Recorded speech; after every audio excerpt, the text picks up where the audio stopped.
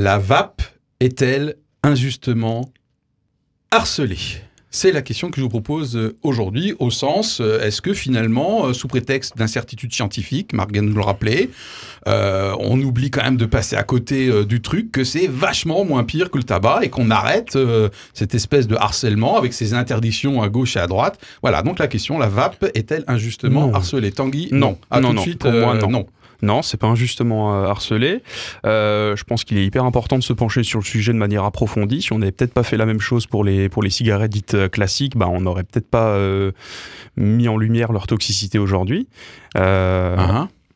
Voilà, l'industrie du tabac va pas t'aimer là. Hein.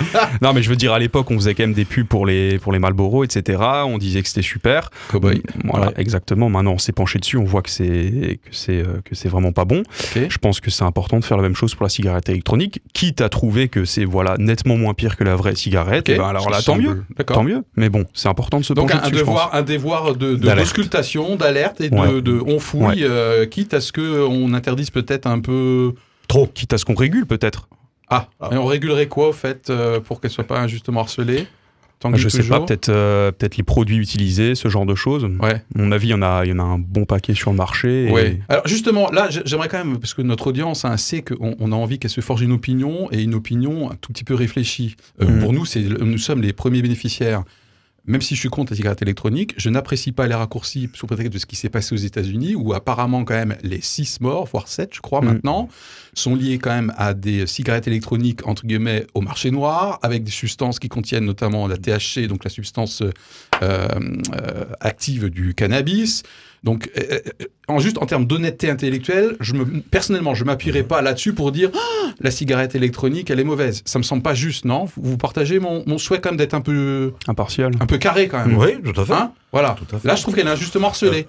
Oui, enfin, quoi? Injustement. Marc. Enfin, moi, non, mais je vais me valoir les foudres de ceux qui vapotent et des fumeurs, etc. Mais tu sortiras vivant du studio. Quand je t'écoutais, la première question que je me disais, et depuis le début de l'émission, j'ai effectivement autour de moi, surtout dans l'univers professionnel, un certain nombre de personnes qui vapotent, qui prennent leur cigarette électronique. Je trouve déjà que c'est un objet affreux. Très laid. Et je trouve que la personne qui a ça avec sa vapeur qui part, etc., je trouve ça profondément ridicule. Alors, venez, écrivez-nous, râlez sur ce que je dis, etc. Mais c'est vrai que ça, c'est mon premier propos. Je trouve ça ridicule. La deuxième chose, au-delà de la question de santé, et tu l'as souligné en introduction de l'émission, Philippe, c'est quand même quelle ouverture de marché industriel on a fait là. Et basé sur quoi? Basé sur quoi? Pourquoi créer cela? Et je crois que la réaction de l'Inde, elle est vraiment dans cela, c'est-à-dire que là, on voyait un mécanisme qui devenait une déferlante, et c'est vrai aussi aux États-Unis. Aux États-Unis, c'est quand même une déferlante qu'on n'a pas en France.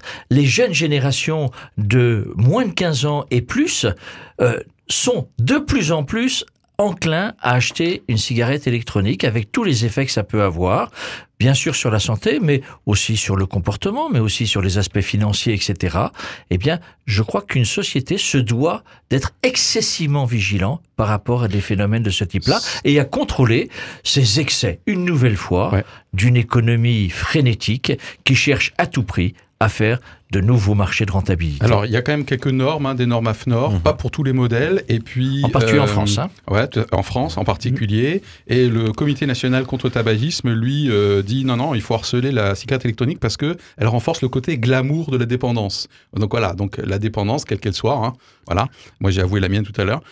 Mais du coup, il y a le côté glamour lié à la cigarette, et ça, c'est potentiellement dangereux. Donc, du coup, avec le fait que, pour ceux qui commencent par la cigarette électronique, et apparemment des études commencent à le montrer, c'est qu'on n'en reste pas à la cigarette électronique, et qu'on va soit sur la cigarette, soit sur d'autres produits. Donc, le débat, en gros, c'est est-ce que, du coup, au départ, c'était fait pour être une porte de sortie du tabac, du tabac fumé, je parle, et puis là, vous êtes en train de dire peut-être c'est aussi des fois une porte d'entrée, quoi. Et ça, du coup...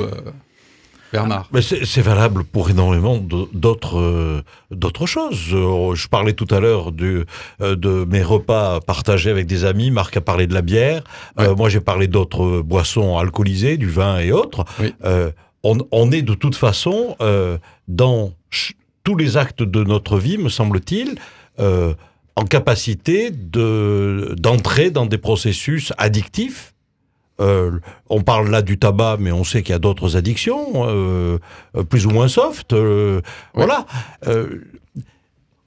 Alors, est-ce que le fait que la cigarette électronique aujourd'hui soit harcelée, est-ce que c'est trop ? J'ai bien aimé la notion d'alerte que soulignait Tanguy. Et d'appliquer la même rigueur introspective.